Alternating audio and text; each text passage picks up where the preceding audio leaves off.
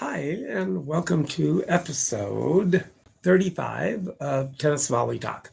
Today what I'm going to be talking about a little bit more of a Coco Gauff's victory at the U.S. Open and also Novak Djokovic, and also a little bit about history being made today, September 20th, 1973, Battle of the Sexes, when Billie Jean King played Bobby Riggs in the Battle of the Sexes, and how I ended up getting a picture of him too. So anyway, a little bit about Coco Gauff and winning the U.S. Open like she did in good fashion over odds-on favorite Aryna Sabalenka. However, the thing is that, if it hadn't been for her growing up, or Billie Jean King for that matter, back in the early 70s, to take the 8 women that were refusing to play tennis at the time, and unless they got equal pay for playing the men's tournaments at the time, then they put their foot down, and they threatened not to play, and so they kind of the directors or tournament directors actually then gave in, and then they started paying the women the same amount as what the men do. And then 50 years later, with the U.S. Open now, the winner's purse for each woman and man in the singles was, I think it was $3 million for each one of them for winning the tennis as they did with that. So congratulations to Coco Gauff for doing what she did and accomplishing what she did with what playing and winning the U.S. Open. She's now going to be, I think she's number 3 in the world, followed behind Iga Swiatek and Aryna Sabalenka. So she's moved her way up really well. And then with the help of Brad Gilbert, which I've also seen play too, in a tournament back in Oklahoma, in Tulsa, where I'm from, actually. So I've seen him play, and he's helped Coco Gauff in coaching her and everything like that. So it's been really good for her to have him under the wing there.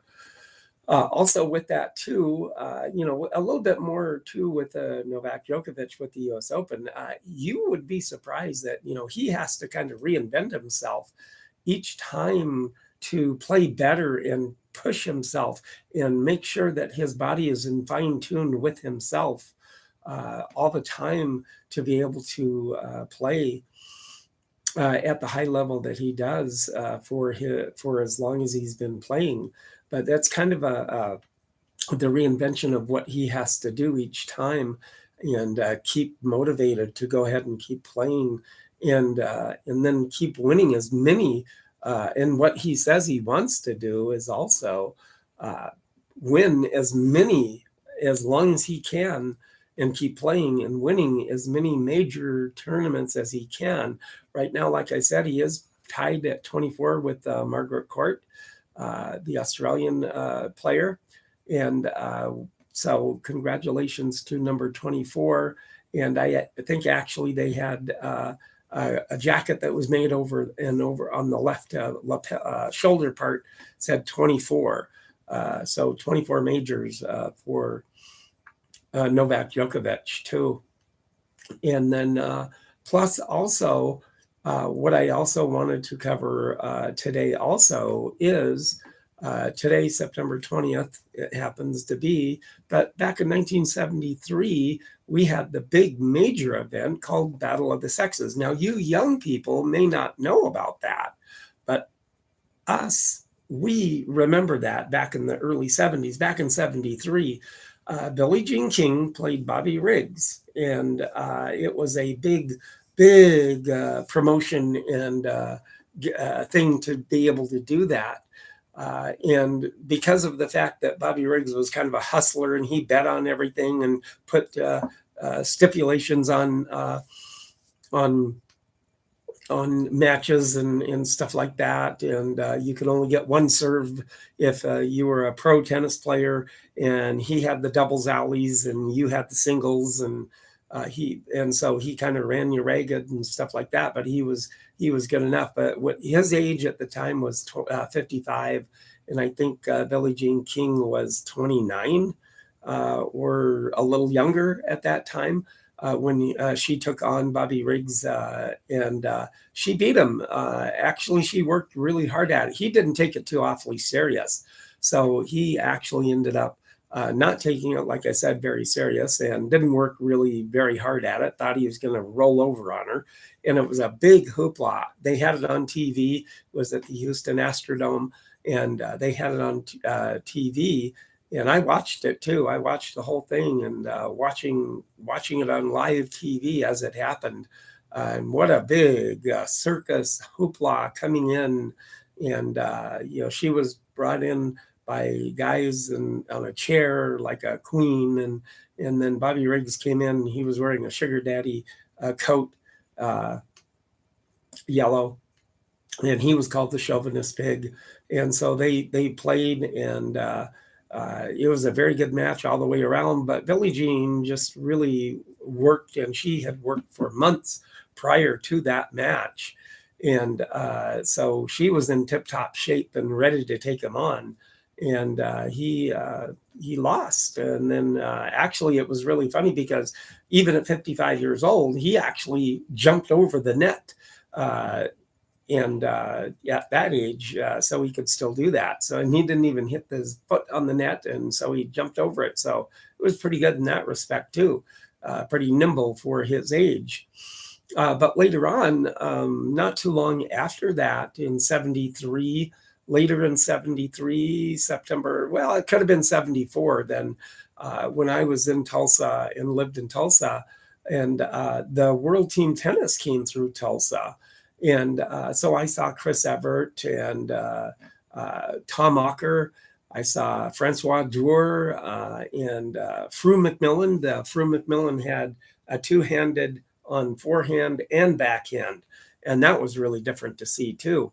And then lo and behold, I'm standing there on the court, and all of a sudden I turn around, and then lo and behold, guess who's at the World Team Tennis Tournament in Tulsa, Oklahoma, of all things? It was Bobby Riggs, and I happened to got a picture of him.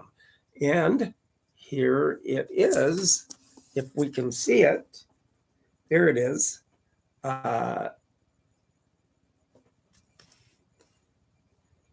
There, Bobby Riggs. I got that picture of him. So that's one of my prize pictures that I have of Bobby Riggs. Looking right at me with the sugar daddy coat on, and that's him. And I have that picture still to this day, and that was close to 50 years ago. So yeah, it is. It's been 50 years that I took that picture 50 years ago. Go figure that.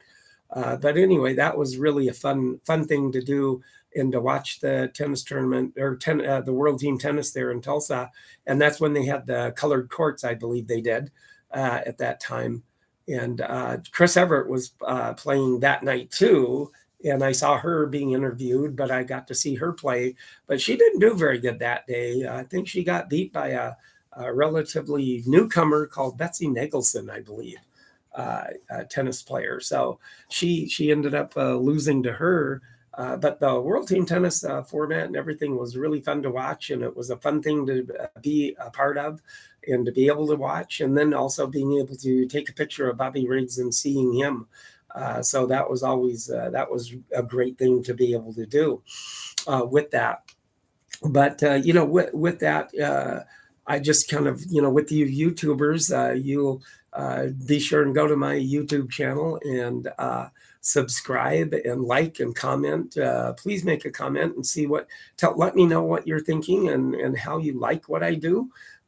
In the history of what I've done over the years with tennis. And also with that too, you podcasters, you're going to see Racket of the Day coming up pretty soon. So if you want to go to my YouTube channel and see what I'm talking about with the Racket of the Day, be sure and do that, because I can certainly you can certainly see what I'm talking about with the racket of the day coming up for you podcasters too.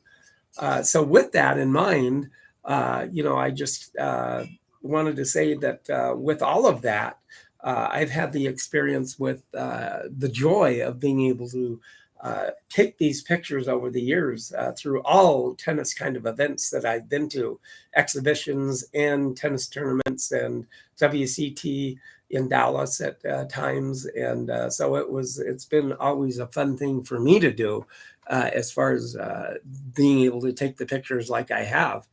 But today, with this, I'm going to show you racket of the day, actually. This is actually a Wright-Dixon racket. That's the Wright-Dixon symbol right there. A very good racket.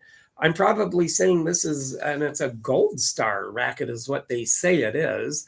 I think that's a brand name of whatever they had for that particular racket. Kind of like I said before, the Davis has the Imperial or the Imperial Deluxe racket. This is the Gold Star line of the Wright-Dixon kind thing. And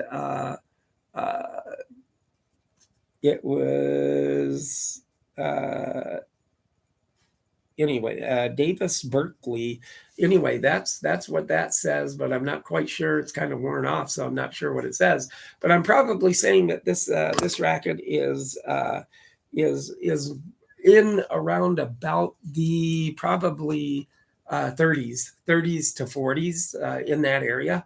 Early 30s to mid 40s in that area that they made this racket from Wright-Dixon. And it actually says on it here too, made by Wright-Dixon exclusively for Jim Davis, Berkeley, California. So that he must have been some kind of a bigwig guy to actually have that racket made by him by Wright-Dixon. So that's really kind of a cool, interesting little tidbit behind the racket here too. So, with that, like I said, you YouTubers, you're seeing it right now, like I'm showing you. But you podcasters, if you want to take a look at the racket too, be sure and go take a look at the racket, what I'm showing here, all the way around for this racket. Like I said, probably early 30s to mid 40s racket is what it is. The Gold Star by Wright-Dixon. And be sure and subscribe and like and comment on that if you want to go take a look on my YouTube tennis podcast, Tennis Volley Talk. Go to there. And you YouTubers, please subscribe and like and comment too. And if you certainly can do that, I would appreciate it, and let me know one way or the other what you think of what I'm doing for this particular channel. And this is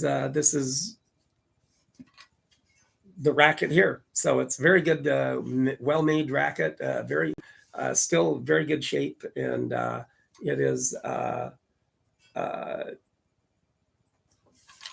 just a very well-made, very, very big grip on it though too. So this actually, it says, Wright-Dixon makers, when not in use, keep in press, is what the bottom part of it says.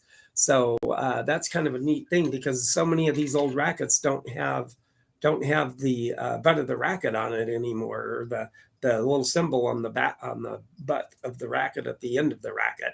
So it's kind of cool that way that it still has that on it too. So the Wright-Dixon Gold Star, very good racket still.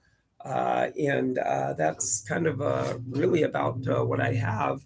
But I just wanted to let you know the whole kind of history of kind of 50 years ago today with the U.S. Open and equal pay, and then also with the Bobby Riggs and Billie Jean King to this day, 50 years to this day, in 73, September 20th, that they played, and Billie Jean King beat him in 3 sets.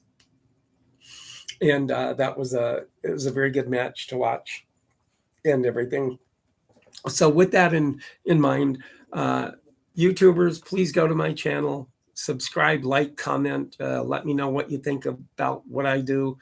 I like doing it for you and try to let you know a little bit of history behind it. And I will be trying to get more interviews with people and people coming in later on. And also, you podcasters, if you want to take a look at what I just showed with the racket of the day, please go to my YouTube channel, Tennis Volley Talk, to see what you think about that. So with that, I thank you very much, and everybody, still nice days out there yet within any place in the U.S. Keep going out there. Have a good week of playing tennis, and I thank you very much for tuning in to my Tennis Volley Talk today, and I appreciate it very much. And everybody have a good week in playing out there today for tennis or through the week. Thank you very much and have a good week playing. Thank you.